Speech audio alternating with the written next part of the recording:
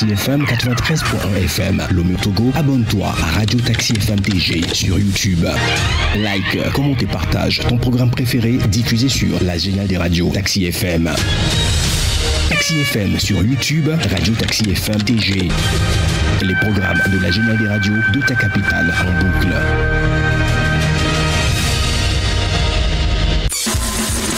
Retrouvez Saint-Irrigator aux commandes de son taxi relooké pour le meilleur du matin. Taxi Media Show, c'est votre rendez-vous d'actualité matinale tous les jours de lundi à vendredi de 7h à 8h30. Informations, révélations, décryptage, tout ce qui fait la une est décortiqué par ceux qui font l'actualité. Taxi Media Show, le show unique radio en direct sur Taxi FM. Taxi FM, votre radio d'opinion. Émission politique, sportive et culturelle en direct. Taxi Media Show, le 7h. Hugues, Vignon, Attico. Bon réveil à l'écoute de Taxi FM. L'info de la 7e heure.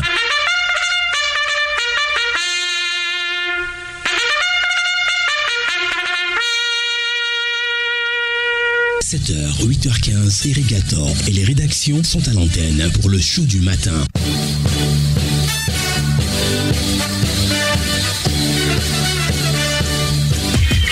Hugues Vignon Attico, Taxi Media Show pour tout comprendre de l'actualité. Taxi Media Show de ce vendredi 14 mars 2025, le tour d'horizon de l'actualité avec nos confrères, les différentes parutions de ce vendredi. Et on va commencer par le grand quotidien national Togo Presse dans sa parution de ce vendredi 14 mars 2025 avec à la une faire de l'agriculture togolaise un moteur clé du développement de nouvelles technologies introduites à l'initiative du chef de l'État booste le secteur avec en photo le chef de l'État remettant des outils, des matériels agricoles. Également à la une de Togo Presse de ce vendredi 14 mars 2025, préparatifs des prochaines élections municipales, les formateurs des opérateurs de saisie en formation à Lomé. Vous avez écouté Dabré, le président de la CENI dans l'édition matinale sur Taxi FM ce matin. Concert de musique classique, des chefs-d'œuvre russes présentés au public à lire à la page 5 du journal Togo Presse.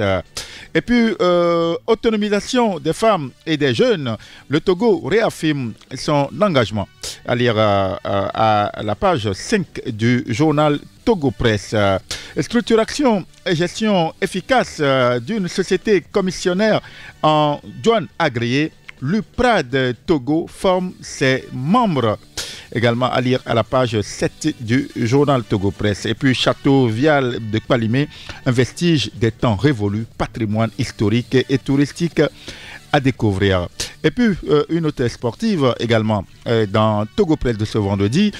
Football, qualification de la Coupe du Monde FIFA 2026, les 25 éperviers pour affronter la Mauritanie et le Sénégal à découvrir voilà, dans le grand quotidien national d'information Togo Presse de ce vendredi 14 mars 2025.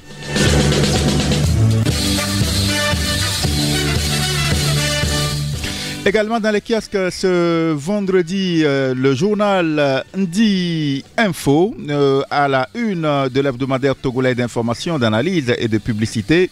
Ndi Info qui parle de Fogna Singbe, un digne fils qui honore la tradition en parlant donc de l'ouverture de la chasse en pays et Cabiais. Et pour le biais des habitants de la région de Savane, les députés renforcent l'état d'urgence sécuritaire pour 12 mois. Les vénérables sénateurs, la nation s'est comptée sur vous avec en photo quelques sénateurs de la République. Et puis les élèves du Canadian International School of Lomé étaient chez Poutine à lire à la une ou bien en manchette du journal Ndi Info. Victoire Tomega de Gouinsoul de motivation pour les jeunes filles. Et dans le cadre de la Journée internationale des droits de la femme 2025, Dr Lydie Bessikama une laborieuse exemplaire avec la photo de la ministre des Sports et des Loisirs. Et puis les membres de l'UPRAD à l'école de la gestion financière. Simone Fafakeke est distinguée au Woman Night, véritablement. Et puis, Togo Top Impact 2024, organisation parfaite, communication impeccable, distinction méritée. Aucun concurrent ne peut faire mieux à lire à la une du journal Ndi Info dans les kiosques. Et ce vendredi 14 mars 2025. Le journal Togo Matin, dans sa parution de ce vendredi 14 mars 2025, avec en photo la ministre des Droits de l'Homme, de la formation à la citoyenneté et des relations avec les institutions de la République, Pakom Yovia Duruvi. Je cite, nos espaces publics deviennent de plus en plus insalubres. Dixit, le ministre en charge des droits de l'homme, de la formation à la citoyenneté, qui interpelle avec le retour donc de l'opération Togo au propre. Plus d'1 milliard de francs CFA pour transformer le secteur de l'agriculture en 2024. Peut-on lire à la une du journal Togo au matin. Produit FNFI, écho des bénéficiaires. Malika Bato Touena tisserande au parcours résilient dans la préfecture de la Bina. Un portrait à suivre dans ce journal Togo Matin. Initiative et développement, l'inspirante histoire d'un Togolais qui lance une entreprise de VTC malgré son handicap visuel. Il s'appelle Kodjoaku Kodjovi. Son parcours à suivre dans Togo Matin est paru ce vendredi. Et puis santé alimentation, le jeûne contribue-t-il à empêcher l'organisme de résister à l'insuline? Voilà la réponse à cette interrogation dans le journal Togo Matin de ce vendredi. Et puis le système éducatif et économique à la croisée des projets à lire à la une du journal Togo Matin. Et puis dernières heures, cas de grossesse d'élèves filles, 43 élèves exclus dans la région éducative de Plateau Ouest. Un sujet sur lequel on reviendra largement avec notre invité. Et ce vendredi, dans Taxi Media Show, ce sera Emmanuel Toyi Sogadi, le président de la Ligue des consommateurs du Togo.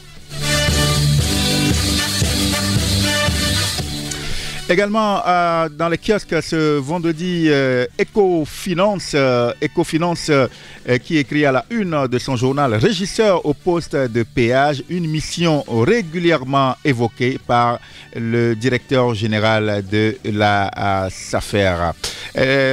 Entrepreneuriat, Foflo Roucho à la Kidja, femme d'affaires fructueuse, son portrait à lire à la page 4 du journal Ecofinance de ce vendredi. Renforcer son soutien aux femmes entrepreneurs, Ecobank Togo lance une version améliorée de son programme élevé. À lire à la page 2 du journal Ecofinance.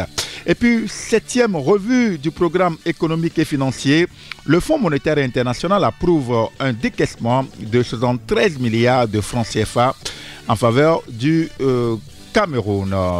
À lire à la une du journal Ecofinance de ce vendredi 14 mars 2025. La revue de l'actualité, les journaux dans les kiosques ce vendredi 14 mars 2025. Économie et développement dans les kiosques ce matin. Avec en ligne Joseph Gada, le directeur de publication du journal Économie et développement. Joseph Gada, bonjour. Bonjour Hugues et bonjour également aux fidèles auditeurs et auditrices de Tassi FM. Voilà. À la une du journal Économie et Développement de ce matin, alors vous mettez en phase on va dire une problématique, c'est l'accès universel à l'eau potable. Et vous écrivez, eau potable, le Togo prévoit d'investir 19 milliards de francs CFA en 2025. Et vous nous parlez donc de ces projets dans votre journal ce matin. Oui, vous savez depuis un certain moment, nous avons pris l'engagement de passer au peigne fin les budgets de chaque ministère. Et le vendredi passé, c'était le ministère de l'Agriculture. Et cette fois-ci, c'est le ministère de l'Eau. Alors, c'est pour informer les Togolais aussi de ce que le gouvernement fait et qu'est-ce que le gouvernement prévoit faire avec le budget 2025. Donc, cette fois-ci, nous nous sommes intéressés au ministère de l'Eau, comme je l'avais déjà dit, pour voir combien le ministère prévoit et qu'est-ce que le gouvernement voudrait faire avec ce budget. Effectivement, nous sommes allés aux informations. Alors, il s'avérait que le gouvernement a prévu investir 19 milliards cette année contre 18 milliards l'année passée, soit une augmentation du budget de 5%. Alors, vous savez que quand on parle de l'eau, l'eau c'est la vie, comme on l'a appris depuis la classe de CP1. Donc, ça fait partie des ODD. Quand on parle de ODD, c'est les objectifs de développement durable. Et le Togo aussi s'est fixé un objectif, c'est l'accès universel à l'eau potable d'ici 2030. Alors, qu'est-ce que le gouvernement prévoit faire avec les 19 milliards Alors, avec cette enveloppe, en tout cas, je vais vous rappeler tout simplement qu'il y a plusieurs projets sont en exécution sur le terrain. Quand je prends par exemple le projet d'amélioration des conditions sanitaires en milieu scolaire et rural des régions de la Kara et des savanes, c'est un projet qui prévoit cette année construire par exemple 850 forages équipés de pompes à motrice humaine et plus de en tout cas, c'est pour desservir plus de 200 000 personnes dans les localités que je viens de citer, la région de la Kara et la région des savanes. Et il est prévu également la construction des forages, des forages de grande capacité. Et on parle d'une capacité de 40 mètres cubes, par exemple à Pédouquet également. Il doit y avoir un nouveau château d'eau d'une capacité de 1300 mètres cubes là-bas. À Sagbado également, il doit y avoir aussi une construction d'un grand château là-bas. Je veux parler de la commune Golfe 7 également. Il y a l'autre projet, le projet de sécurité hydrique en milieu urbain au Togo. Et ce projet a été lancé depuis 2023. Et le gouvernement aussi voudrait, à partir de ce projet, desservir plusieurs localités.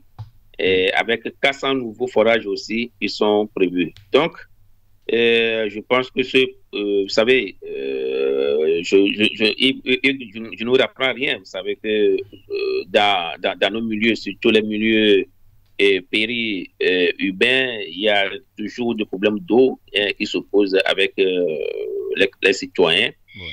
Donc, je pense que c'est un projet qui pourrait quand même essayer de porter une satisfaction quand même à la population et vivement que ce projet puisse atteindre ses objectifs. Et nous souhaiterions que ce projet soit vraiment bien suivi parce que nous avons constaté dans cette enquête que plusieurs projets ont été réalisés sur le terrain. Malheureusement, quand vous y allez, vous allez constater que soit c'est les pompes qui ne marchent pas, soit c'est les châteaux d'eau qui ne fonctionnent pas bien. Donc, je pense que toutes ces structures doivent être encore revues afin de mieux revoir les statistiques nationales par rapport à l'accès à l'eau universelle. Le gouvernement prévoit jusqu'à 67% d'accès d'eau universelle au Togo. Donc, je l'ai dit que dans les villages là, il y avait eu des structures qui ont été déjà construites, mais attention, beaucoup de structures ne marchent pas. Donc, il va falloir tout simplement que le gouvernement puisse rénover, si vous permettez ce mot, rénover et réhabiliter ces structures pour que sa population puisse quand même avoir accès à l'eau. Voilà ce que nous voulons dire par rapport à ce projet. Voilà, accès universel à l'eau potable, le Togo qui prévoit d'investir 19 milliards de francs CFA en 2025 contre 18 milliards l'année dernière. Vous trouverez donc les différents projets dans l'économie et développement de ce vendredi. Alors, les régisseurs au poste de péage ont une mission régulièrement évaluée par le directeur général de la SAFER, allié également à la une du journal Économie et Développement. Et Joseph Gada, vous mettez aujourd'hui en phase également le financement des différents projets. Ecobank Togo qui lance la version améliorée du projet élevé et pour booster notamment l'entrepreneuriat féminin. Oui, vous savez que, nous sommes toujours dans la célébration de la Journée internationale des droits de la femme. Donc, le vendredi dernier, il y a une semaine, la Banque panafricaine avait lancé ce projet qui permet quand même d'accompagner des femmes entrepreneurs qui jouent effectivement également un rôle primordial dans l'économie africaine. Particulièrement togolaise. On pense parler des Nana Benzema avait fait par le passé dans togolaise. Aujourd'hui, même comme cela se doit, mais on a des femmes sur le terrain pour l'amélioration des conditions socio-économiques sur le plan national. Malheureusement, quand on prend les femmes aujourd'hui, elles ne constituent que peut-être à peine 22-30% des entrepreneurs de façon générale sur le terrain. Donc, qu'est-ce qu'il faut faire? Il faut les encourager. Encourager comment ça? À travers les financements. Et c'est dans cette optique que le projet Élève a été lancé par la Banque mondiale, par l'Ecobank Togo le vendredi dernier en présence de la ministre Kayi Nebedo, qui a vraiment encouragé ses sœurs à quand même aller rapidement, en tout cas profiter quand même de ce projet pour que l'entrepreneuriat féminin soit vraiment boosté au Togo. En tout cas, c'est un projet où les femmes peuvent avoir accès à un financement jusqu'à $50,000.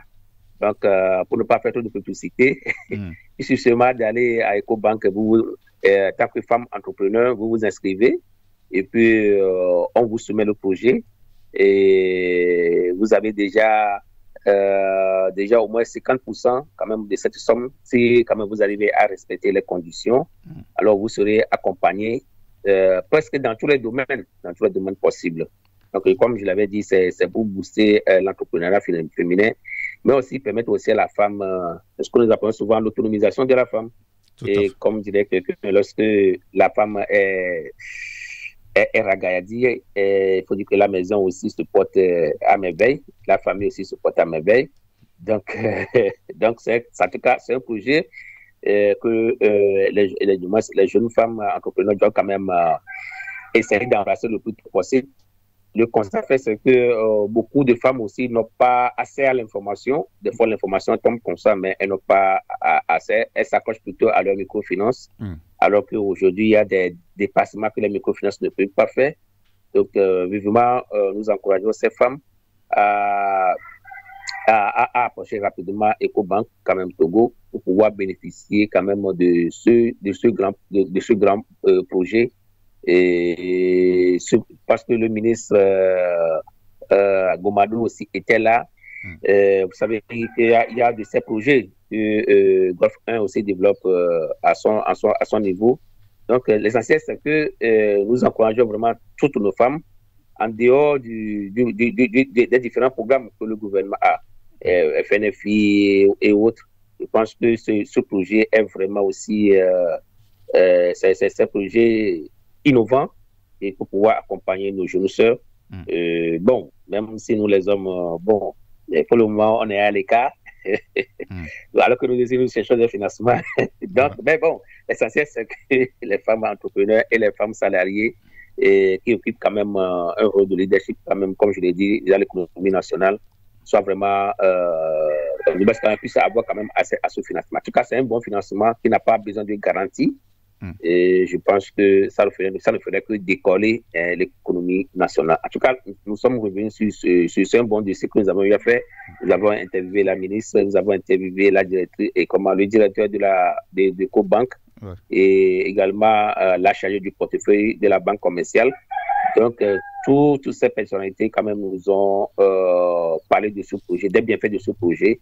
Et je pense que l'accès à ce projet va aider aussi plusieurs entrepreneurs féminins, du moins sur le plan national. Alors, l'essentiel, c'est que l'information puisse atteindre, non seulement atteindre les jeunes entrepreneurs de Lomé, mais aussi aller jusqu'à l'intérieur du pays. C'est pourquoi nous sommes revenus sur ce projet pour que, au moins, même dans les tréfonds du pays, nos femmes qui sont là-bas, les groupements de femmes qui sont là-bas, puissent quand même aussi avoir accès à cette information et participer quand même à ce programme de financement Elevel.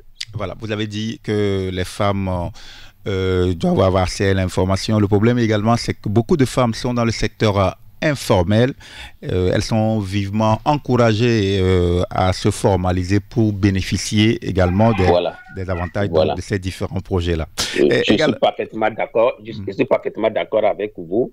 Vous savez que c'est vrai que tout le monde a peur de l'eau tiers.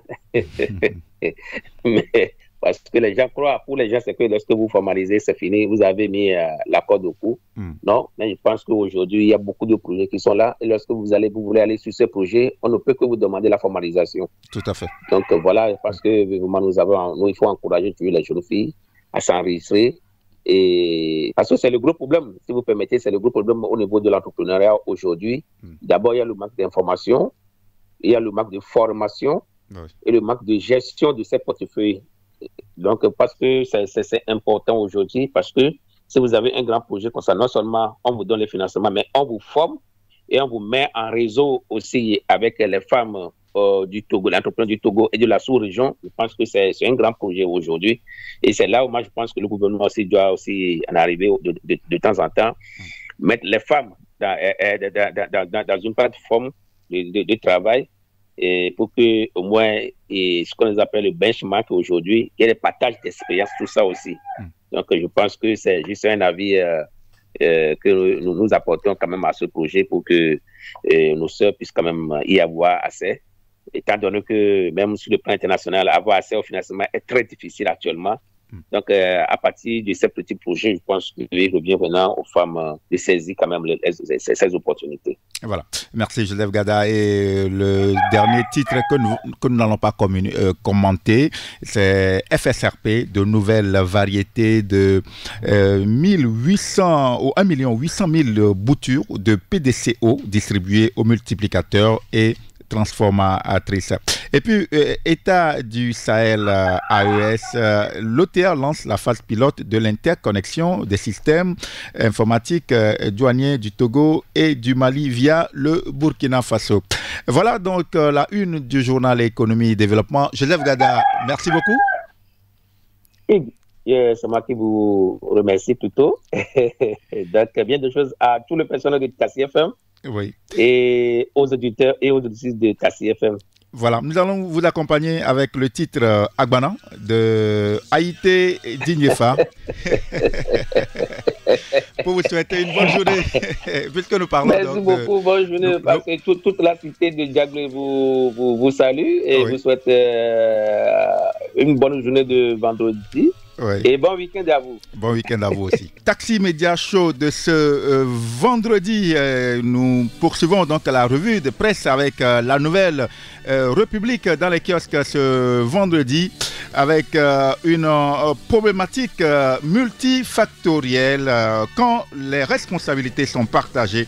nécessité d'une approche globale en parlant donc des grossesses précoces en milieu scolaire. Également à la une du journal Nouvelle République, un mois dédié à la prévention des soins et aux soins en cardiologie interventionnelle, à lire donc à la une du journal Nouvelle République de ce vendredi.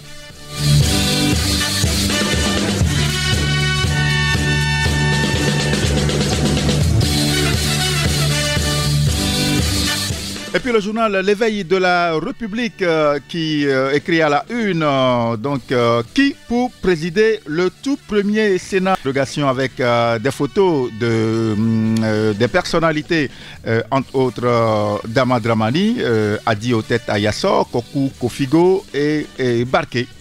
C'est une interrogation à lire à la une du journal L'éveil de la Nation. Et puis, Cosa, la saison de la chasse officiellement ouverte à lire à la une du journal L'éveil de la Nation.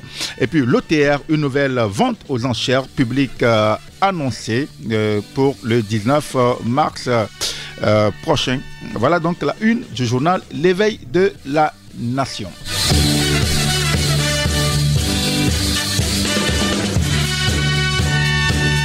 Voilà, on peut faire le récapitulatif des journaux dans les kiosques ce matin, ce vendredi. Le grand quotidien national Togo Presse. Vous pouvez également retrouver La Nouvelle République, le journal Économie et Développement, dont nous avons eu les grands titres avec Joseph Gada tout à l'heure. Nous avons également le journal Indi Info qui est dans les kiosques ce matin. Sans oublier également Ecofinance dans les kiosques et puis Togo Matin qui est également dans les kiosques ce vendredi avec l'éveil de la nation. Voilà donc le tour d'horizon des journaux qui sont dans les kiosques ce matin. Et je vous rappelle que tout à l'heure, notre invité, c'est Emmanuel Sogadi, le président de la Ligue des consommateurs du Togo. Avec lui, nous allons évoquer l'actualité, notamment concernant l'exclusion des élèves filles, les élèves reconnus coupables d'avoir enceinté leurs camarades filles. Une actualité qui suscite beaucoup de débats, de polémiques, de controverses tout au long de la semaine. On en parlera avec le président de la Ligue des consommateurs du Togo dans une poignée de secondes. Taxi Média Show. 10 minutes pour trancher. 10 minutes pour trancher. Notre invité Emmanuel Sogadi, président de la Ligue des consommateurs du Togo. Emmanuel Sogadi, bonjour. Bonjour Hugues. Merci d'avoir accepté notre invitation ce matin. C'est un plaisir. Voilà. Alors, d'abord, vous êtes nommé directeur exécutif de l'OAC, l'Organisation africaine des consommateurs. D'abord, parlez-nous quand même de cette organisation. L'OAC est une organisation fêtière de toutes les organisations de consommateurs du continent et qui hier s'appelait l'Union africaine des consommateurs. Vous vous souvenez que nous avons tenu un forum ici à Lomé les 5, 6 et 7 septembre 2024 et c'est à la fin du congrès qui a sanctionné ce forum que le nom a été changé parce que ça portait à confusion par moment au niveau de certaines institutions de l'unité africaine. Et le Congrès a décidé que nous puissions changer l'union en termes d'organisation et nous allons maintenir les autres qui sont africaines des consommateurs parce que nous sommes tous des Africains et nous nous regroupons au sein de l'organisation. Nous qui ne sommes bien pas aussi autant membres de ces organisations, nous y sommes et c'est pour cette raison que nous l'avons désigné sous le vocable l'Organisation africaine des consommateurs ou en anglais Africa Consumers Organization.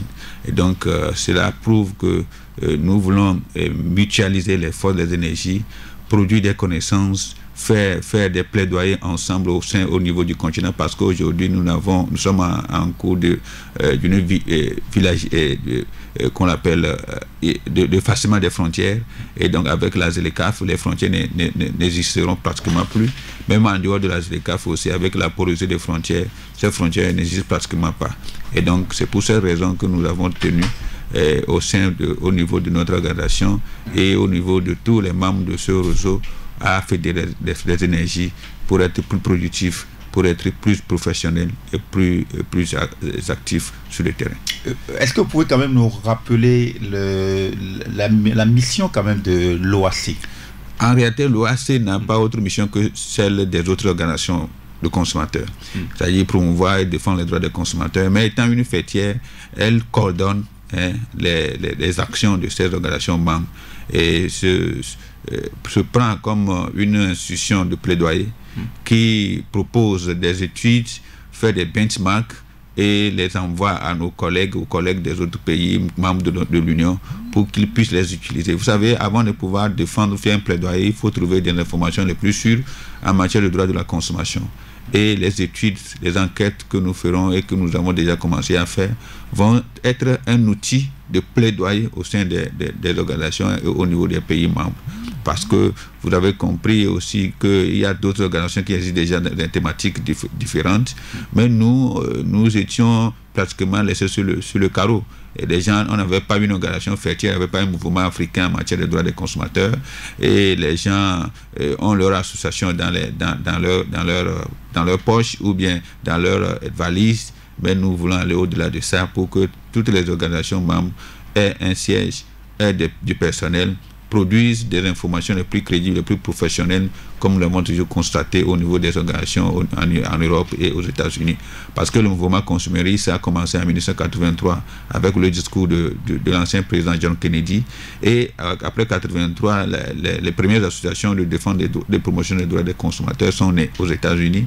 Ce n'est qu'après que l'Europe a pris, mais l'Afrique est rentrée dans la danse timidement. Mais peut-être dans les 30 dernières années que l'Afrique a commencé par créer des associations de consommateurs. Et 30 ans, c'est beaucoup, mais c'est peu. Et donc, ce qui fait que nous n'avons pas forcément passé d'expérience, mais aujourd'hui, nous nous cultivons, nous travaillons, nous allons nous renforcer la capacité de nos membres et au niveau de chaque continent, au niveau de chaque pays, j'allais dire, pour que nous soyons plus à même de savoir si tel acte qui a été posé, est-ce que c'est une violation du droit des consommateurs. Et je voudrais profiter pour dire à ceux qui nous suivent actuellement que le droit des consommateurs est un droit transversal. Dans tous les domaines que nous avons, tout ce qui concerne un être humain, c'est le droit de la consommation. Et peut-être il y a certains qui défendent les droits des animaux, mais aujourd'hui nous ne sommes pas encore sur ce terrain, sur le droit des animaux. Nous défendons pour le moment les droits des êtres humains parce que c'est le plus essentiel.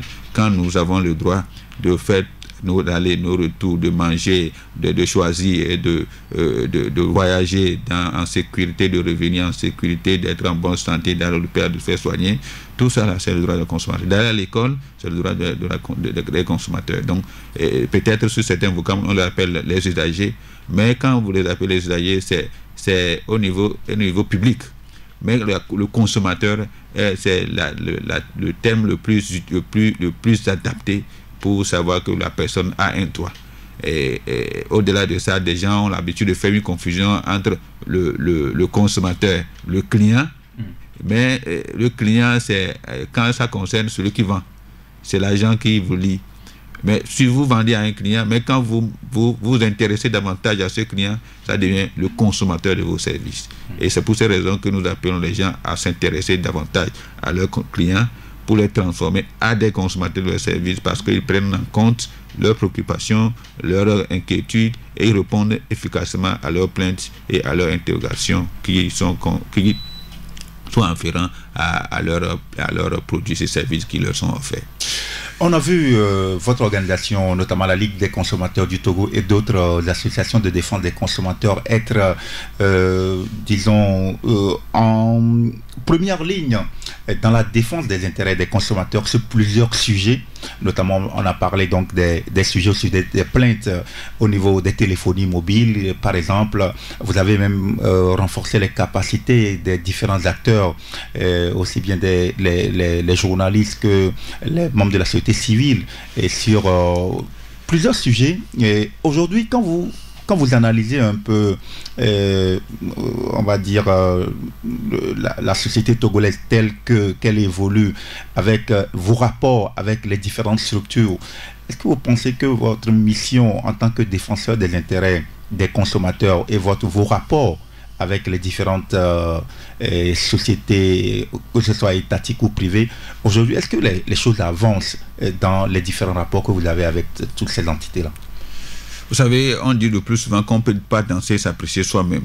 Mais je peux avoir le courage de dire que les choses sont susceptibles d'avancer. Et elles évoluent. Même si c'est lentement, elles évoluent. Vous savez que les premières associations en matière de droits des consommateurs, c'est nos aînés de l'ATC, l'Association togolaise des consommateurs, qui sont nés depuis 1999. Et d'autres sont nés après, elles ont disparu. Nous, quand on est venu en 2013, on n'a pas voulu nous considérer comme étant concurrents. On a voulu aussi marquer de notre manière le secteur de la société civile en matière de droits des consommateurs.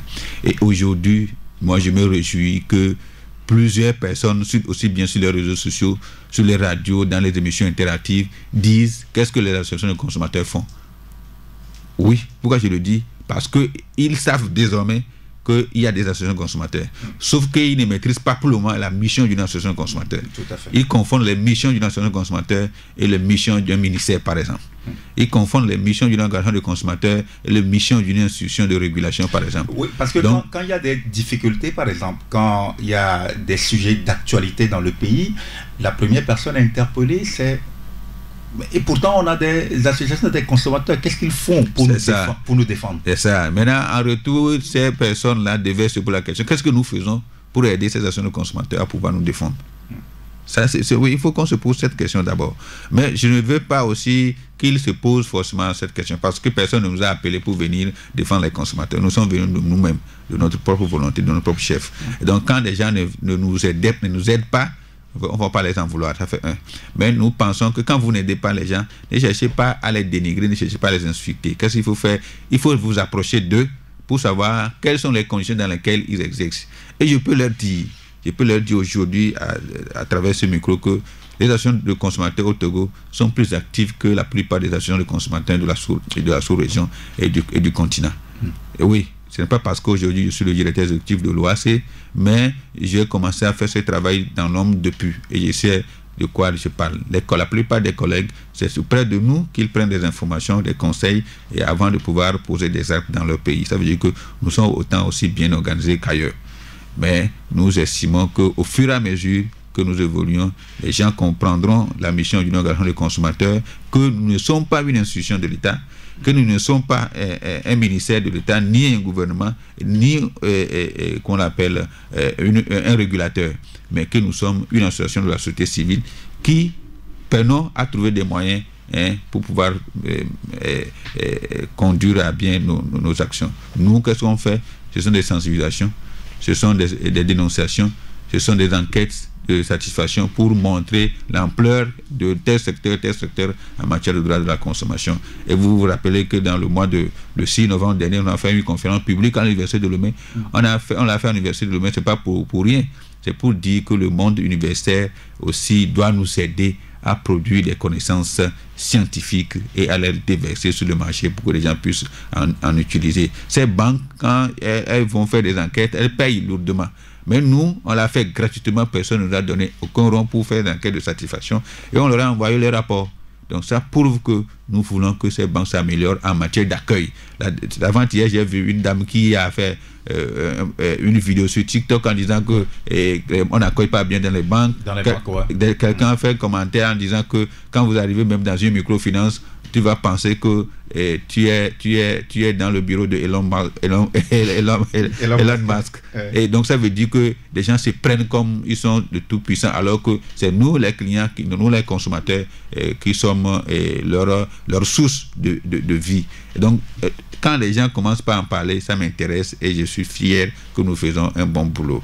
Maintenant, qu'est-ce qu'il faut faire quand ils ont besoin d'informations? Aujourd'hui, nos contacts sont partout. Nos réseaux sociaux sont également partout et il faille qu'ils puissent nous contacter, nous écrire et puis qu'on puisse les donner certaines informations. Par exemple, certains qui font certaines déclarations qui ne sont même pas à moitié vraies, qui sont totalement fausses, mais ils estiment que c'est une bonne information. Ils commencent par critiquer l'opérateur ou bien la société. La dernière fois, je n'étais pas sur place, quelqu'un a écrit pour dire que comment se fait que la CT vend le kilowattheure différemment par rapport à d'autres? On ne peut pas vendre le kilowattheure différemment parce qu'il y a une loi qui fixe la consommation en termes de tranches. Et quand votre consommation dépasse un certain nombre de kilowattheures, vous quittez la tranche là et vous allez dans la tranche supérieure et vous êtes facturé de la catégorie de cette tranche. Et donc on a fait des vidéos, des tutoriels à l'époque pour expliquer, mais on est aussi sûr que tout le monde ne peut pas voir au même moment ce que nous disons à travers les réseaux sociaux. Mais dans les émissions comme ça, pour de grandes audiences, nous estimons que des gens puissent nous écouter et pourront également rapporter ce que nous disons à leur voisinage, à leur alentour, pour que les gens s'en rendent compte que nous ne pouvons pas tout faire, mais nous faisons le mieux de ce que nous pouvons faire. Alors, Emmanuel Sogadi, il y a des questions basiques que le citoyen lambda se pose. Par exemple, le bol de maïs qui tourne autour de 1000 francs, on se dit, que fait la Ligue des consommateurs du Togo ou bien les associations de consommateurs? Aujourd'hui, avec la recrudescence même des coupures d'électricité, on ne respecte plus même le calendrier même qui est prévu. Les gens pendant toute la journée n'ont que peut-être l'électricité, peut-être 4 ou 5 heures de temps. Et vous êtes tout le temps interpellé. Et voilà. On revient toujours à votre mission en retour par rapport à ces détails-là pour un citoyen lambda. Qu'est-ce que vous allez leur dire par rapport à toutes ces situations-là? Parce que les gens veulent quand même, les gens ressentent les difficultés au quotidien, dans leur ménage, tout et tout. Et vous, en tant que responsable des associations des consommateurs, qu'est-ce que vous pouvez leur dire? Merci. Je vais commencer par le dernier aspect, c'est-à-dire ce qui concerne les coupures d'électricité. Parce que quand nous n'avons pas de chance, on peut couper tout au long de cette émission et on risque de ne pas pouvoir poursuivre. C'est pourquoi ça m'intéresse autant. Vous savez, il ne faut pas que nous fassions une confusion, ou bien les consommateurs fassent de confusion, ou bien les citoyens fassent de confusion sur certains faits. Aujourd'hui, la problématique de l'électricité, c'est que nous dépendons de l'extérieur. Mais qu'est-ce qu'il faut faire? Il faut appeler l'État à investir davantage pour produire l'électricité au plan local. Si on ne produit pas au plan local, nous serons comment on l'appelle, on risque de dépendre uniquement que du sentiment des pays qui nous servent. Il arrive l'année passée où quelqu'un qui n'informe même pas la CT que nous allons réduire la quantité qu'on vous vend, et du matin au soir on réduit drastiquement la quantité. Vous voyez? Donc des gens le font parce qu'ils ne veulent pas. Ils ne veulent pas. Quand ils veulent, ils libèrent. Quand ils ne veulent pas, ils bloquent. Et donc, quand c'est ainsi, vous, au pays, vous allez souffrir. Donc, il n'y a pas eu une action que la Ligue des consommateurs du Togo va faire pour qu'au lendemain, qu'on mette fin aux coupures d'électricité. Donc, qu'est-ce que nous devons faire? Nous qui sommes là, citoyens, nous devons demander aux politiques, mais il faut investir. Monsieur le Président de la République, il faut investir davantage en matière d'électricité. Et nous devons aussi savoir qu'aujourd'hui, il y a des extensions qu'on fait tous les jours. Moi qui suis ici, je veux qu'on amène l'électricité chez moi au village, parce que je suis à 20 km seulement du barrage de Nagbeto, mais mon village n'a jamais eu d'électricité. Aujourd'hui, les banlieues de Lomé, des autres villes du pays s'agrandissent. Et quand il y a l'accroissement de la population, et vous comprenez que les besoins en matière d'électricité s'accroissent. Et donc, ce qui fait qu'on est dans l'obligation d'investir davantage. Peut-être des gens diront que pourquoi l'État ne va pas investir dans le panneau solaire? Oui, je suis aussi autant d'accord qu'on peut faire cette proposition, mais les panneaux solaires pour le moment ne sont pas autant si efficaces que le courant habituel que nous utilisons par les barrages et des centrales thermiques par exemple. Et quand on n'investisse pas, ça ne peut pas aller. Vous savez, le problème également de la CT, c'est souvent que l'État fait des investissements d'extension, et après, avec des prêts bien sûr auprès des partenaires techniques et financiers, et après c'est la CT qui est dans l'obligation de rembourser. Donc en matière de comptabilité, vous ne pouvez pas être en même temps d'assurer les charges d'exploitation et payer vos fournisseurs d'électricité et continuer à rembourser les traites des prêts qui ont servi à l'extension du réseau, parce que les frais qui ont conduit à l'extension du réseau, ce sont des milliards, et vous ne pouvez pas aussi les payer à la même date quand vous commencez l'exploitation. C'est petit à petit que vous allez éponger toute cette dette-là pour qu'au niveau de ce partenaire, vous ne lui devez plus rien. Et donc, il y a cette équation-là que tout le monde doit comprendre. Maintenant, des gens font aussi surtout la longue gamme entre la politique et ces actes-là. Moi, je peux être aussi autant opposant et politicien. Mais quand ça concerne une analyse au nom de la Ligue des consommateurs du Togo, j'ai fait l'analyse au nom de la Ligue des consommateurs du Togo en disant que ça, on a besoin que vous investissiez davantage pour résoudre le problème des cités au Togo. La dernière fois, nous avons fait une interview auprès de vos confrères de RFI et d'une radio au Sénégal. C'est la même chose que nous avons dit dans notre interview.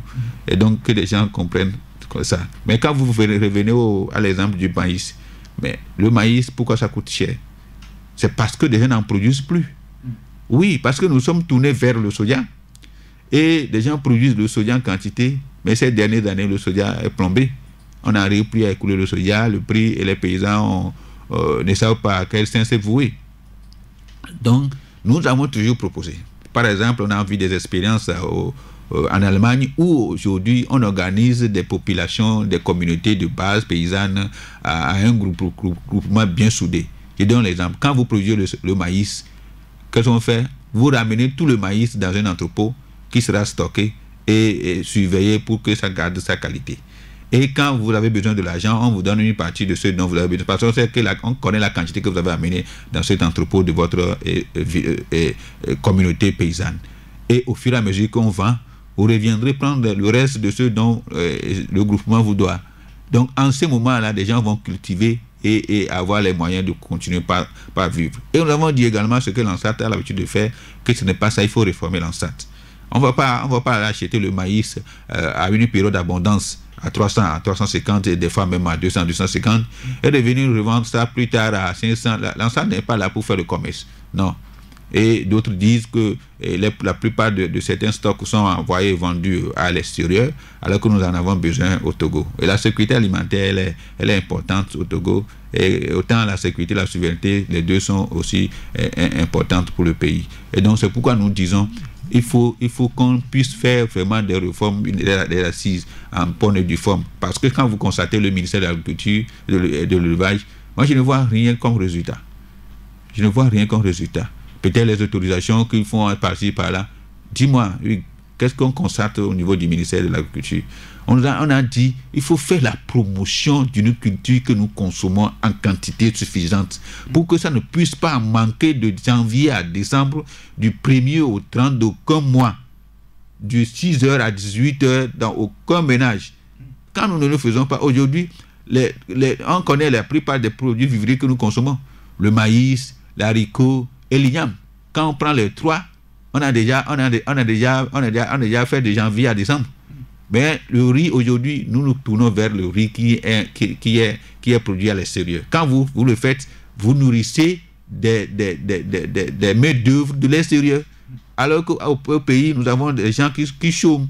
Donc, on doit s'asseoir pour faire des propositions. En tout cas, nous en disposons, nous, au niveau de la Ligue des consommateurs du Togo, parce que la plupart des expériences que nous avons vues et continuons de voir ailleurs nous inspirent et nous estimons que quand les autorités voudront bien nous écouter, nous sommes disponibles et disposés à pouvoir leur faire des propositions quand ils voudront bien les mettre en œuvre. Mais au contraire, c'est ça qu'on peut faire. Les gens disent que vous n'allez pas faire ceci. Non, on n'a rien à faire, on n'est pas gouvernement, comme je l'ai déjà dit. On n'est pas un ministère, on n'est pas un régulateur, on n'est pas une institution de l'État. On n'est qu'une association de type de la loi de 1901. Nous ne pourrons que faire des propositions, faire des dénonciations et faire des plaidoyers. Donc c'est ces trois types d'actions que nous avons toujours l'obligation de faire. Et à plus forte raison, quand on n'a pas les moyens, on ne pourra pas les faire. C'est pour cette raison qu'on demande aussi bien aux autorités, parce que ce que nous faisons, nous les aidons. Nous les aidons. Quand c'était une institution qu'ils ont créée, ils seraient dans l'obligation de déverser des milliards dans l'institution. Nous, on n'a pas besoin des milliards, mais on a besoin des moyens pour pouvoir travailler, être omniprésent, représenté dans tous les pays, pour que les problèmes en matière de problèmes en matière de la santé, en matière de la consommation humaine, ainsi de suite, qui se déclenchent quelque part du pays, qu'on puisse avoir certaines personnes qui puissent faire des enquêtes. Parce que moi, Emmanuel Sogadi, je ne peux pas être omniprésent, être à Lomé à la fois à Kougnou, à Badou, bien à Mlamé, ou à je ne sais où, ou à Djaktanga, je ne pourrais pas. Mais il faut que des gens nous représentent que pour faire le travail et aider les populations. Et nous sommes sûrs, peut-être, et certains nous croyons, nous avons l'expérience cette fois, que les autorités prendront vraiment la problématique à cœur, parce que quel que soit ce que nous pouvons avoir comme problème, il faudrait qu'on puisse être en bonne santé de ce que nous consommons. Au contraire, nous allons être même des ministres, des directeurs, des quoi, mais nous n'allons pas vivre longtemps. Voilà. Emmanuel Sogadi, il est notre invité dans Taxi Média Show de ce vendredi. Il est le président de la Ligue des consommateurs du Togo. On va faire une petite pause publicitaire et quand on va revenir, on va parler des sujets véritablement d'actualité de cette semaine, notamment la descente inopinée de l'Atomet, l'agence togolaise de la métrologie au niveau de certaines stations services et surtout, cette affaire qui fait couler beaucoup d'encre et de salive, c'est l'affaire de l'exclusion des élèves reconnus coupables d'avoir enceinté leur camarade fille. À tout à l'heure. Hugues Vigneault-Attico, Taxi Média Show, pour tout comprendre de l'actualité. Taxi Média Show, notre invité Emmanuel Sogadi, le président de la Ligue des consommateurs du Togo. Alors, cette descente inopinée de l'Atomet, l'agence togolaise de la métrologie, en collaboration avec l'association togolaise des consommateurs. Alors, Emmanuel Sogadi, tout le monde a vu sur les réseaux sociaux des plaintes de quelques citoyens concernant donc ce qui se passe dans certaines stations services, ce qui a même conduit à cette descente inopinée de l'agence togolaise de la métrologie et de l'ATC. Et puis on apprend que 2 stations services ont été scellées. Alors d'abord, votre réaction quand même sur cette démarche de l'agence togolaise de la métrologie et l'ATC? Mieux vaut tard que jamais. Parce que, vous savez, tout opérateur économique a tendance à abuser de cette position confortable. Pourquoi je le dis? Tout opérateur, quand il trouve une opportunité pour modifier quoi que ce soit à son avantage, il le fera. Et nous, les gens ont l'habitude de dire que la quantité en termes de litrage qu'on nous sert dans les stations-service ne répond forcément pas à la quantité dont nous payons. Et donc aujourd'hui, quand le consommateur l'a alerté à faire une vidéo à travers les réseaux sociaux, sur la base de quoi nos collègues ATC ont alerté l'Atomet pour que la ROC et autres aillent faire des investigations jusqu'à les 2 pompes, nous pensons que c'est déjà des acquis, un pas, et nous les félicitons. Nous pensons également que cette action doit être étendue à toutes les stations-service. Vous savez, quand on augmente qu'on appelle les prix des produits pétroliers à la pompe, ou quand on les diminue, que ces gens-là ont la possibilité de modifier les choses nuitamment. Pourquoi? Parce que quand on augmente, eux, ils vont perdre, et ils cherchent à diminuer pour avoir un effet des résidus qui vont combler le vide qu'ils auront à perdre quand ils auront constaté la quantité vendue par rapport à la quantité stockée. Aujourd'hui, il y a la possibilité, nous avons déjà dit lors d'une réunion, je ne sais pas, si ma mémoire est bonne, avec la ministre Legezima à l'époque, où on avait évoqué de pareils problèmes. On a dit, mais il faudrait que après l'augmentation, que le contrôle se fasse sur toutes les pompes. C'est vrai que ceux qui sont les techniciens ne sont pas omniprésents de le mettre à 5AC. Donc c'est quand on fait qu'on appelle les modifications dans la pompe qu'ils se pointent pour faire des corrections. Il arrive des fois où ils font des contrôles trimestriels. Quand vous verrez peut-être sur une station, la pompe d'une station, vous verrez que il y a un poster qui est scotché où on dit valable jusqu'à telle période. Donc, des fois, on constate qu'on ne respecte pas la périodicité de ce contrôle-là. Ça peut être synonyme de ce trucage. Mais aujourd'hui, c'est déjà un acquis et nous demandons que le contrôle soit systématique chaque mois. Même à une opinion à tout moment. Et quand on veut être professionnel, que le ministère en charge du commerce fasse le recrutement et mettre des agents à la disposition de l'Atomet qui seront omniprésents et partout sur le territoire national.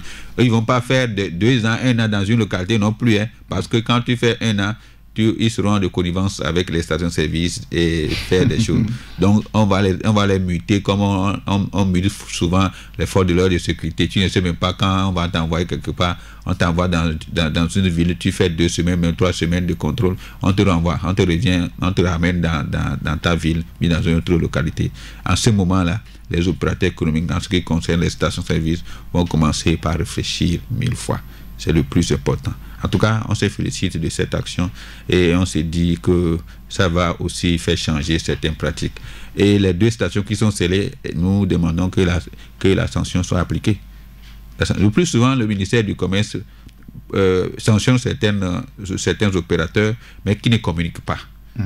Oui, parce que le plus souvent, les opérateurs n'aiment pas qu'on fasse une publicité désavantageuse à leur encontre. Et quand ils payent les sanctions au niveau du Trésor, ils ne veulent pas que les gens en sachent. Mais nous pensons que désormais, la culture doit être, quand on sanctionne, mettez-nous informés, au courant de ce que vous avez fait. Nous, consommateurs, qui nous plaignons. Parce que la sanction la plus lourde, en réalité, pourrait être de fermer la station. Et parce que la loi portant concurrence à l'organisation du commerce a autorisé ça. Et même on peut retirer la carte. Mais quand une station le fait, on ferme la station, ça veut dire que les achalants, ceux qui ont l'habitude de s'approvisionner en carburant de ce secteur ne pourront pas forcément une nécessité qu'ils trouvent de carburant, mais en tout cas nous on plaide pour qu'on fasse des sanctions pécuniaires et que les contrôles soient désormais souvent récurrents pour que ces agents-là ne poursuivent pas le même but. Ça peut être souvent certains gérants qui font à l'insu de leur propriétaire de ces stations. Parce que tout le monde veut avoir gain. Quand on ne te paye pas bien, parce que le service station de service, c'est un travail qui est compliqué. Vous êtes debout du matin jusqu'au soir et tout l'argent que vous avez dans la main, ce n'est pas pour vous, vous le reversez pour votre propriétaire. Il peut arriver quand vous rentrez à la maison, vous n'avez rien le jour-là. Je ne les défends pas, mais pour avoir fait un peu le travail, je sais que c'est un travail très compliqué. Et les produits pétroliers aussi nuisent vraiment à la santé de ces employés-là. Et malheureusement, ils sont payés par de maigres salaires. En tout cas, nous ferons ce qu'on peut faire pour qu'on puisse améliorer les conditions de travail de ces employés. Parce que nous, on ne va pas défendre seulement les consommateurs, sans tenir compte de ce que ceux qui servent subissent comme effets et conséquences quand ils nous servent. Ce qui fait que peut-être dans certains services, des gens sont aigris, des gens ne nous regardent pas, des gens ne nous souhaitent même pas bonne arrivée, et ils disent combien, et regarde. Des fois, l'année dernière, il y a quelqu'un qui m'a appelé, mais j'ai l'habitude de servir, qu'on l'appelle, plein dans ma voiture à tel prix, mais quand j'allais à la maison, je me suis arrêté, on a commencé par servir, alors que j'avais déjà du carburant dans ma voiture. Et ça a dépassé la quantité que j'ai voulu servir. C'était dans une station au niveau du carrefour du port. Okay? Et quand la scène s'est passée la dernière fois avec la vidéo qui a circulé, on s'est dit mais que c'est une pratique peut-être institutionnalisée au sein de cette société. Et il fallait qu'on puisse faire le contrôle. Heureusement que le contrôle a été fait. Et sauf que nous, en tout cas, on n'est pas encore au courant de la sanction qui sera appliquée aux deux pompes mises sous scellé, mais nous estimons que la sanction doit tomber. Et quand nous serons au courant, nous en parlerons avec plaisir. Et aussi, puisque nous en parlons, au niveau des stations service, il y a aussi une pratique, une pénurie de carburant, des fois, je ne dirais pas organisée, mais c'est à l'approche des rumeurs d'augmentation des prix des produits pétroliers où on voit qu'il y a subitement dans toutes les stations de service une pénurie qui ne dit pas son nom.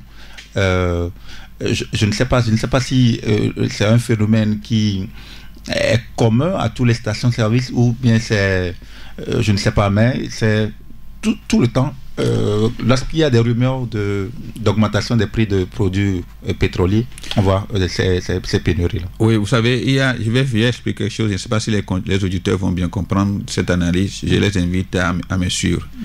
Le plus souvent, quand il y a un mouvement d'augmentation et on a augmenté le prix, ça veut dire que le stock que vous avez chez vous, vous pouvez profiter de l'écart de l'augmentation du nombre de litres qui reste chez vous, dans votre entrepôt.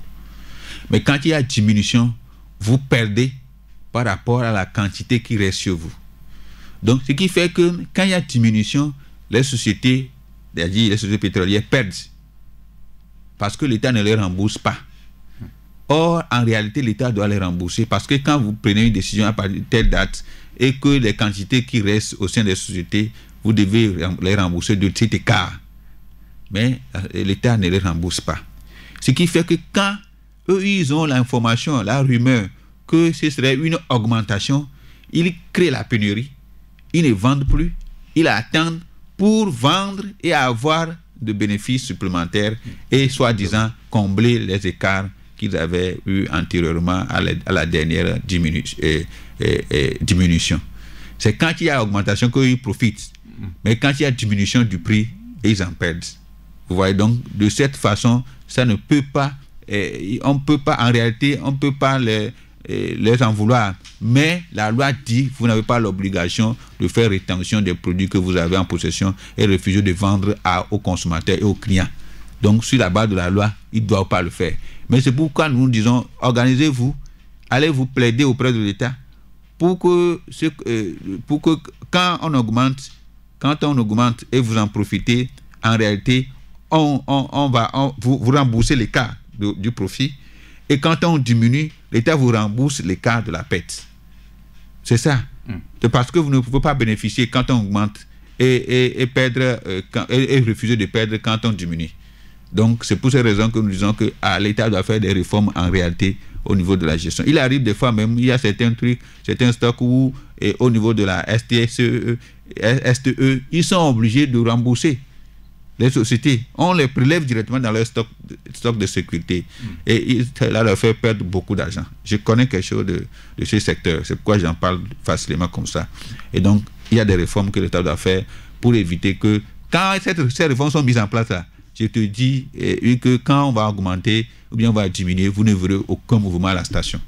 Les gens seront là uniquement parce qu'on va faire des vidéos, des caméras, bien des systèmes de prélèvement automatique des pompes qui vont centraliser au niveau du ministère du Commerce et qu'on va détecter au même moment, à la date ou à l'heure où l'augmentation et la diminution se fait, la quantité qui reste dans les entrepôts. Et des calculs se font automatiquement pour voir combien de pertes vous avez et combien de gains, bien de marge vous avez supplémentaires. Et on fait une compensation et l'État vous rembourse. Même si l'État ne rembourse jamais en termes d'espèces, l'État va vous rembourser en termes de taxes et de trucs et de frais de douane que vous devez payer supplémentairement. Donc c'est pour ces raisons que nous plaidons à ce que même nous mettons en garde ces sociétés-là d'éviter de ne pas faire de rétention des produits. Par la loi de 99 leur interdit. Vous n'avez pas le droit de refuser de vendre à qui que ce soit. Même si vous êtes bagarré, vous n'avez aucun droit de refuser de vendre à un client, à un consommateur. Quand ce consommateur constate, il a l'obligation de se plaindre et on va vous condamner facilement. Le juge ne va même pas lire beaucoup de documents, beaucoup de lois, beaucoup de tests avant de prendre cette décision. Voilà. On en vient à présent à cette actualité qui fait grincer beaucoup de dents. Cette semaine, c'est donc l'affaire de l'exclusion de 43 élèves accusés d'avoir mis enceinte leurs camarades filles dans les établissements de la direction régionale de l'éducation DRE de Plateau Ouest. Pour paraphraser un confrère qui dit que l'école est devenue une colonie de papa et maman. Dans une déclaration rendue publique, la LCT, la Ligue des consommateurs du Togo, vous avez exprimé votre indignation face à cette situation et vous avez appelé à des mesures plus inclusives pour préserver l'avenir de ces jeunes filles. D'abord, l'école qui est censée former, éduquer, les jeunes vont à l'école aujourd'hui et préfèrent s'adonner à autre chose. Est-ce que vous comprenez la situation actuelle où des élèves mettent enceinte leurs camarades filles? Nous sommes en pleine année scolaire et voilà 43 élèves qui sont obligés donc d'abandonner les classes parce que ayant une virilité trop poussée et qui n'ont pas su contrôler. Je ne peux pas comprendre. Parce que, vous savez, nous aussi, on a été des élèves, on a été des enfants. Et même si aujourd'hui, on est dans l'âge d'adulte, où on refuse de se voir adulte. On a été sur les bancs d'école de l'âge qu'eux ils ont aujourd'hui. Ils sont aussi aujourd'hui nos petits frères et nos enfants à la fois.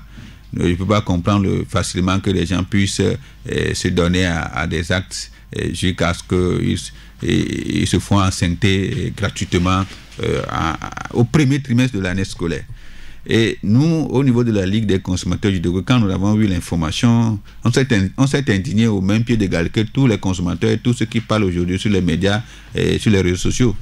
Et quand on est allé à l'information, on nous a rapporté que c'est au conseil pédagogique de fin de trimestre de la région qu'il a été rapporté que jusqu'à 276 cas de grossesse pour la région Plateau-Ouest seul.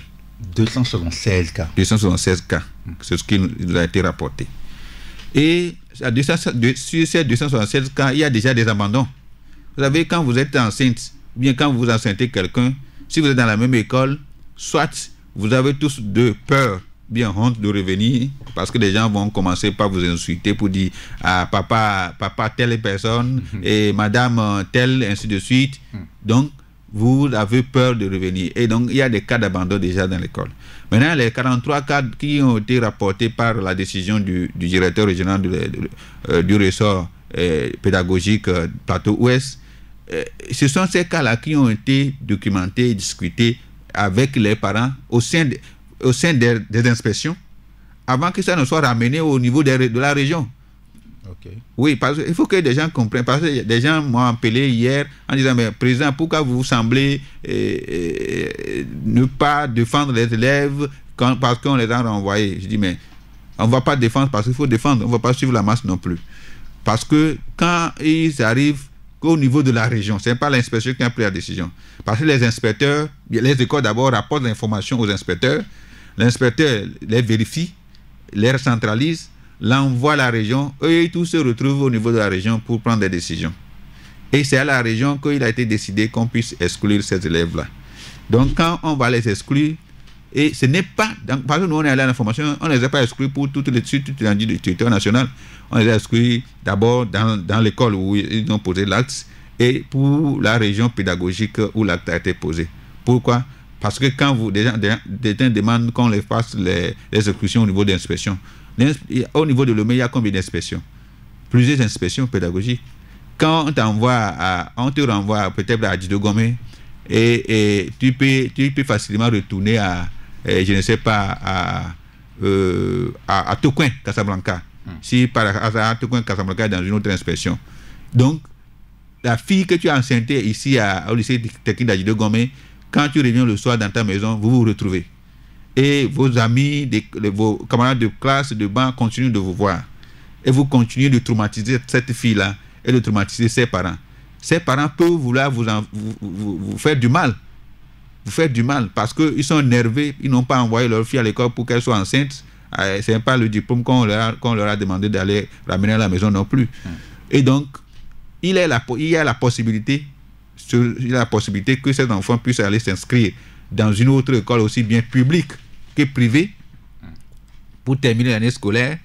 Et ceux qui sont en classe de passage aussi ont la possibilité de faire valoir leur bulletin du premier trimestre et les comptabiliser en fin d'année pour réussir s'ils apprennent, s'ils bossent bien pour aller en année supérieure.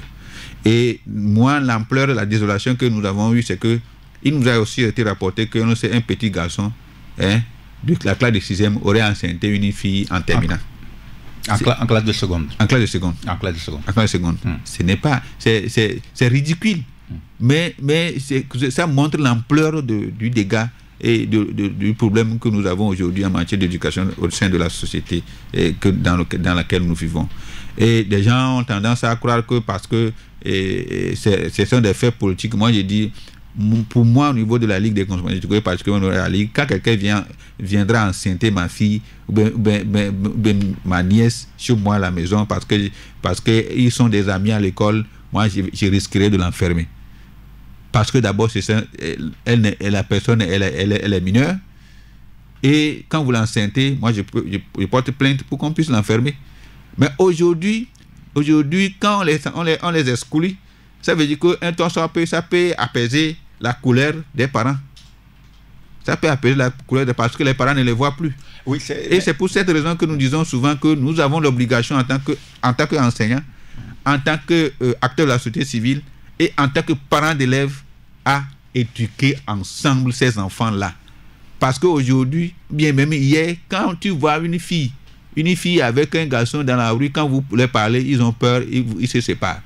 Mais Hugues, et c'est ça aujourd'hui.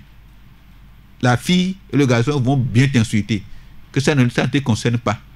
C'est vrai, nous ne sommes pas éduqués de la même manière dans nos maisons, mais je voudrais nous encourager en tant que parents d'élèves à faire davantage pour que ces parents-là puissent s'en rendre compte que ce que nous voulons pour nos enfants, c'est ce qu'ils deviendront demain. Que les enfants s'en rendent compte que nous avons l'obligation de nourrir nos parents. Attends, s'ils n'arrivent pas à se retenir des rapports sexuels, mais du moins le minimum c'est de se protéger. Quand ils n'arrivent pas à se retenir des rapports sexuels, quand ils n'arrivent pas à se retenir, à se protéger, pourquoi vous ne voulez pas qu'ils soient sanctionnés? Le minimum, c'est qu'on puisse leur dire pour dissuader les autres. Aujourd'hui, sur tous les réseaux sociaux, les élèves savent que des gens sont enceintes, on les a sanctionnés. Même si on n'a pas renvoyé les filles, vous savez, la femme a souvent la tendance à subir la moitié des peines quand elle est enceinte d'un camarade de classe. Parce que c'est elle qui va prendre la grossesse du premier mois jusqu'au 9e mois, avec les maladies tout azimuts qu'elle pourra avoir, ainsi de suite. Quand elle a le courage de continuer les classes, la tendance, il faut que cette discrimination soit positive envers cette fille-là. Et c'est pour ces raisons que ça a été fait ainsi. Moi, je pense que c'est vrai que des gens ont peur que les autres régions vont sortir les listes très prochainement. Dans des blesses, on peut sortir les listes, mais il faut que ça corrige les gens. Parce que les gens ne sont pas inscrits pour toute l'année. Mais l'année prochaine, ils peuvent revenir dans les mêmes écoles. Et il suffit qu'ils prennent un engagement pour dire je ne veux plus reprendre avec les mêmes faits. S'ils prennent les engagements, on les accepte selon les informations que nous avons eues de la hiérarchie, aussi bien de la direction régionale de l'éducation Plateau-Ouest. Et ils sont prêts aussi à les accompagner à s'inscrire dans d'autres écoles d'autres régions parce qu'ils ne sont pas exclus pour ne plus continuer les écoles, parce qu'ils ont le droit de continuer l'éducation, le droit de continuité de leur éducation à l'école. Et donc, que les gens comprennent ainsi, parce que si on va rester dans cette indignation généralisée en disant que la sanction elle est trop excessive, qu'est-ce que les gens proposent comme sanction? Mais je ne vais pas envoyer ma fille à l'école pour qu'elle soit enceinte.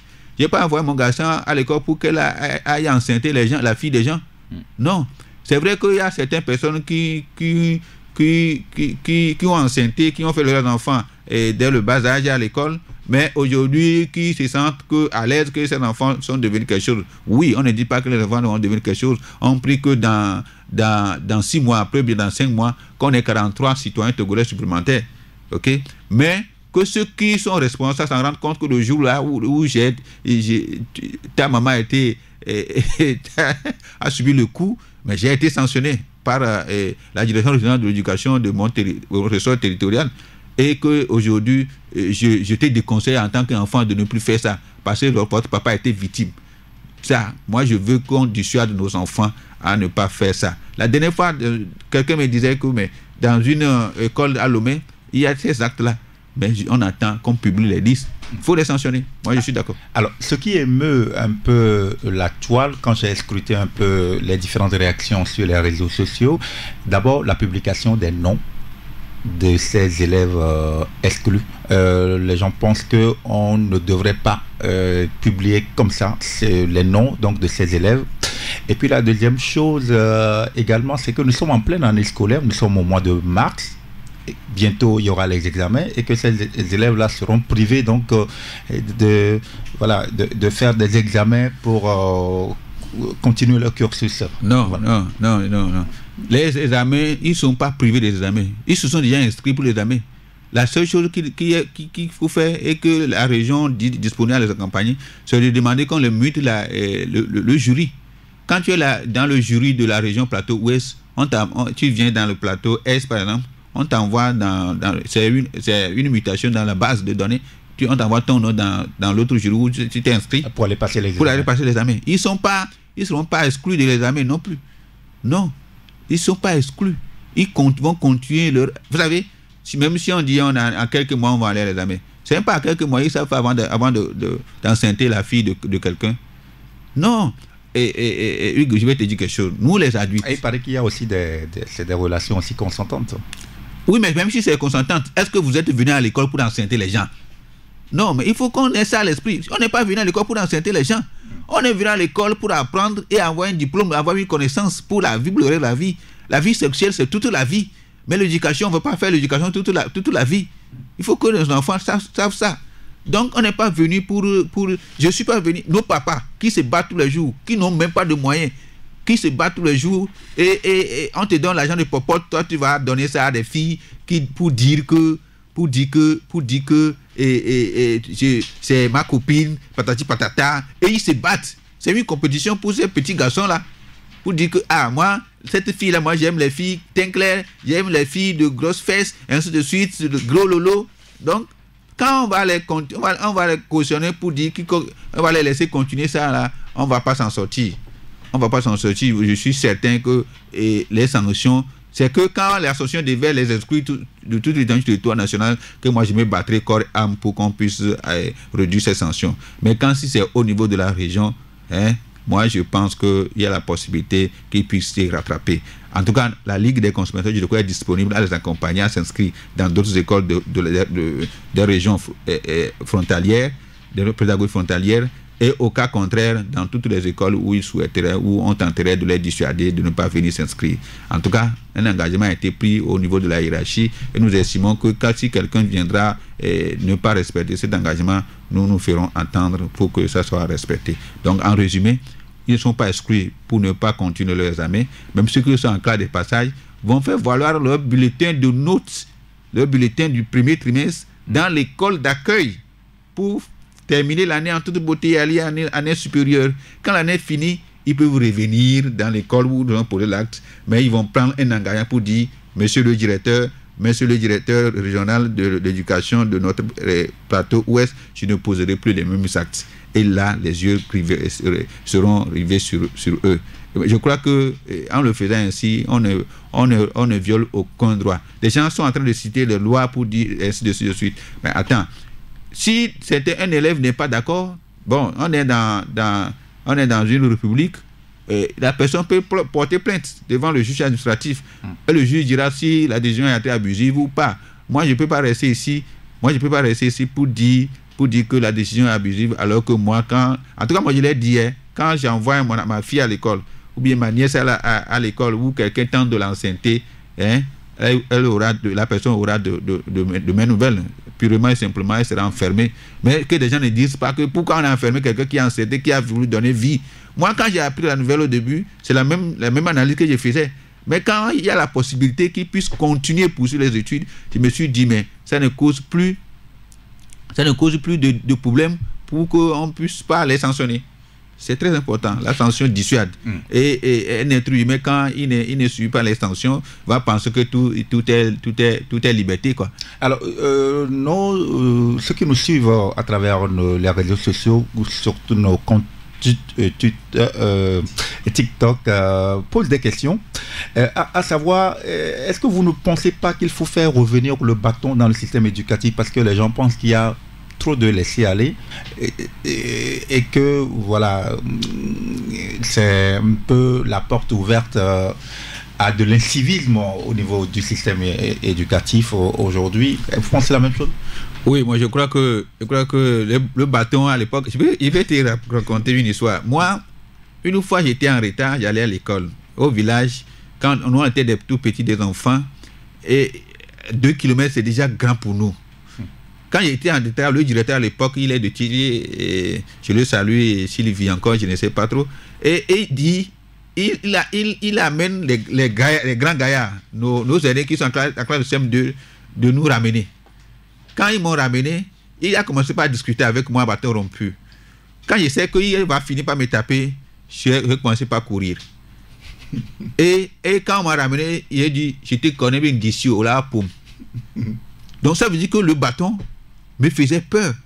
Et le bâton a fait de telle sorte que je peux te dire, quand moi j'étais sur les bancs, je ne savais pas ce qu'on appelle fille. C'est en deuxième année à l'université que moi j'ai commencé à savoir ce qu'on appelle femme. Tu es qui pour être derrière une fille, aussi bien au village qu'au collège, que bien au lycée, et même à l'université? Tu es qui? Donc, cette peur-là, le bâton nous a fait naître cette peur-là en nous, de telle sorte que nous sommes éloignés de faire des conneries. Mais aujourd'hui, quand on n'était plus, à l'époque des certains ONG qui disaient que éducation sans bâton, oui, on reconnaît qu'il y a certaines personnes qui tapaient jusqu'à dépasser les limites.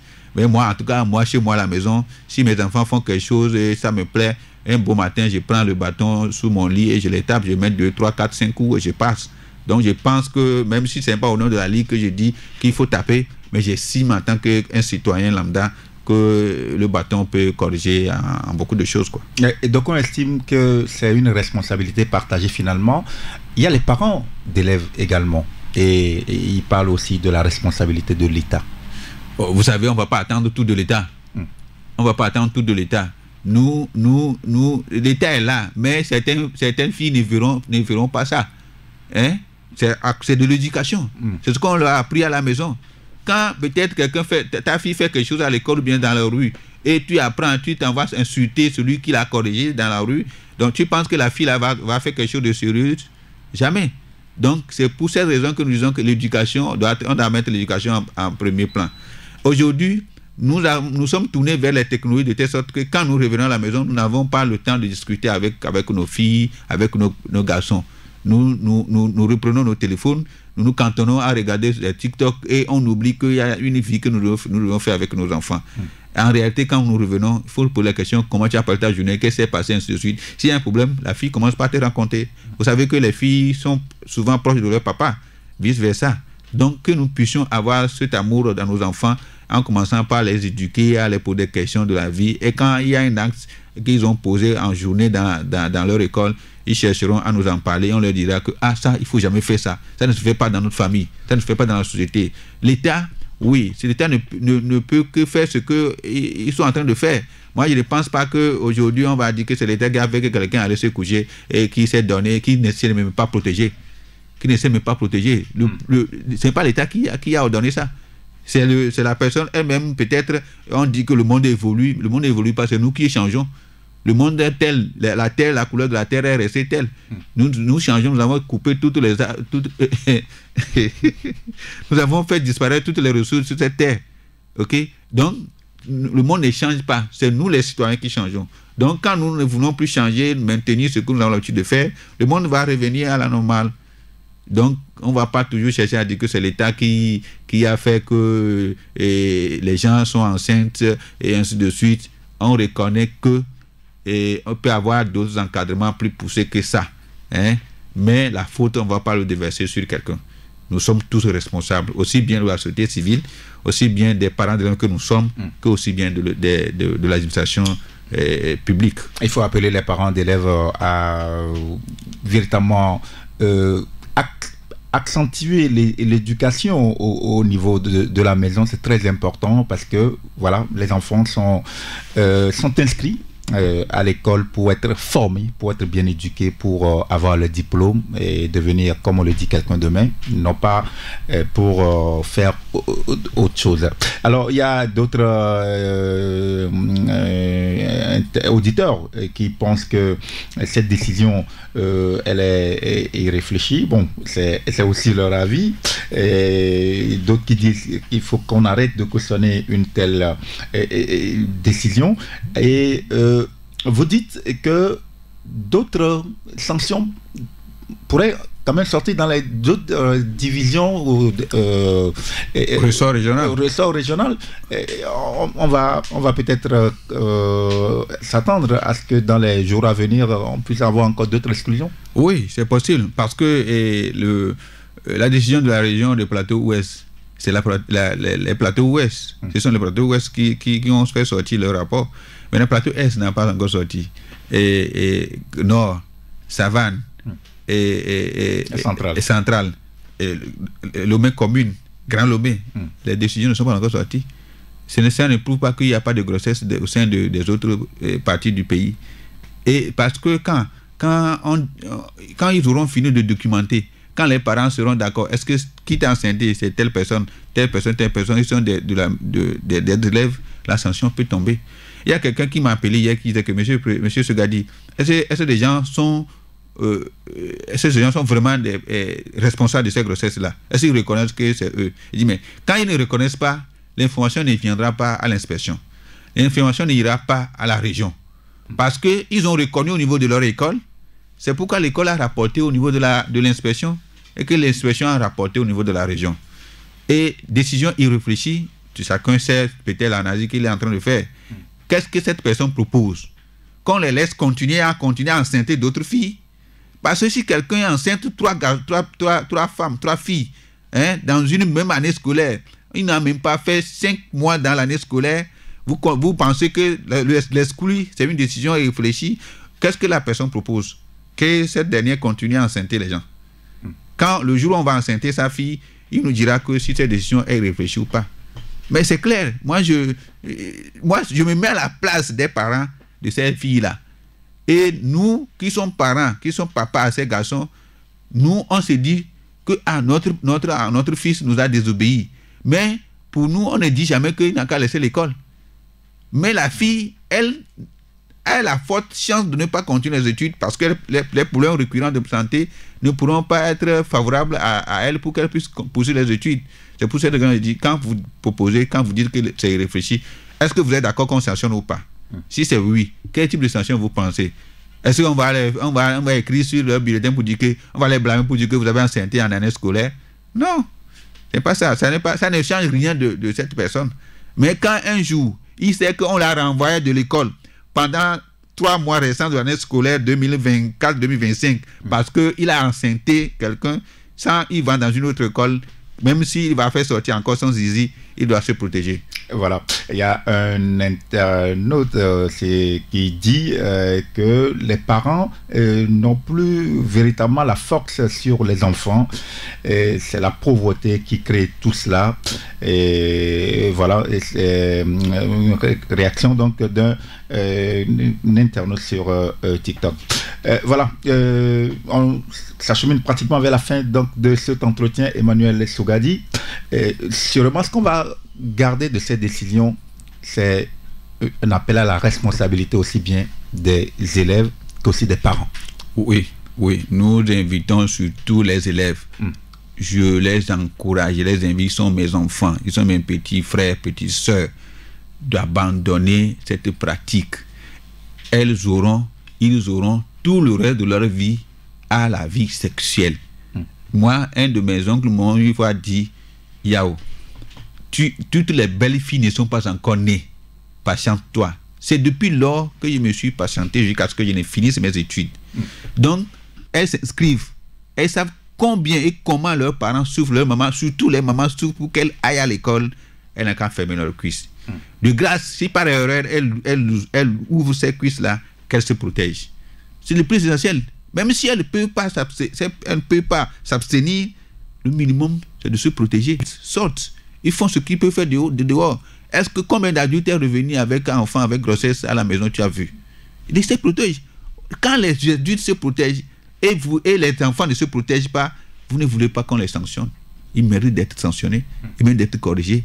Les adultes sont responsables, sont conscients. Et nous voulons que nos enfants aussi soient conscients. Parce que sans cette conscience-là, on va avoir que demain des enfants, des papas qui sont sur les bancs. Vous savez, nous-mêmes là, adultes aujourd'hui, quand ton enfant a un problème, un souci de santé à la maison, toute la journée, vous n'êtes pas vous-même à l'école, au service. Vous risquez même de faire des accidents en circulation parce que vous pensez à la maison. Qu'en serait-il pour une petite fille qui est enceinte, qui est à l'école ou bien qui a déjà enfanté et qui va à un examen dans 2 jours, dans 3 jours ou bien dans 15 jours après avoir enfanté? Est-ce qu'elle peut composer? Est-ce qu'elle peut réussir à cet examen? Donc nous devons prendre tous ces faits-là en considération en disant que la sanction n'est forcément pas la solution, mais elle est là aujourd'hui pour dissuader ceux qui posent les actes. Quand d'autres sanctions des autres régions vont venir, on en visera. Mais je crois que moi, en tout cas, notre plaidoyer, c'est que qu'on ne soit pas exclu, mais que les autorités de ces régions et pédagogiques-là puissent accompagner pour que ceux qui sont disponibles puissent s'inscrire dans d'autres localités et poursuivre les études, aussi bien pour l'année de passage qu'en année d'examen. Le reste, engageons-nous davantage surtout autour de nos enfants, autour de nos voisins, pour que nous changeons un temps soit un peu la mentalité, pour que les enfants ne tombent pas dans ces travers-là. Ah, voilà. Pour Fredson Fred, il pense que cette loi autorise quand même les élèves en question à s'inscrire dans d'autres régions éducatives. On l'a dit dans cette émission avec Emmanuel Sogadi. Emmanuel Sogadi, merci d'être passé. Merci, c'est un plaisir pour nous.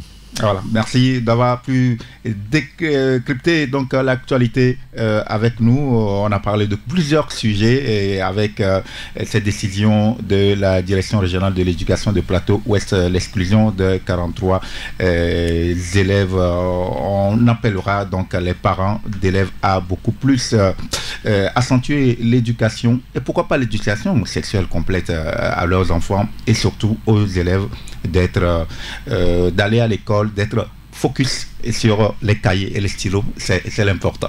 On va terminer avec cette chanson de Eric MC. Alors, c'est un vieux, hein? une vieille chanson qui rappelait à l'époque, qui parlait de School V. Oui, pour dire que voilà, les élèves ont intérêt à aller à l'école, à s'accrocher au cahier pour leur avenir. Voilà. Emmanuel Sogadi. Un coucou à Eric. Hein? Oui, un coucou à Eric. Il nous a aidé quand on était à l'université, toutes les activités culturelles qu'on organisait à l'université. Il venait gratuitement, il ne prenait aucun cachet. Il restait à nos côtés. Un coucou à Eric MC. Voilà. Et Taxi Média Show de ce vendredi s'achève. Merci à Emmanuel Sogadi. Je rappelle que vous êtes le président de la Ligue des consommateurs du Togo. Merci d'être passé pour décrypter l'actualité. Merci également à Justo AGV pour la mise en onde de cette émission. Merci qui nous avez suivis et sur notre compte TikTok pour cette émission. On se retrouvera la semaine prochaine. Pour décrypter l'actualité dans la revue de presse Taxi Média Show. Bonne journée à toutes et à tous et bon week-end à toutes et à tous. Salut. Taxi Média Show, rendez-vous au prochain numéro.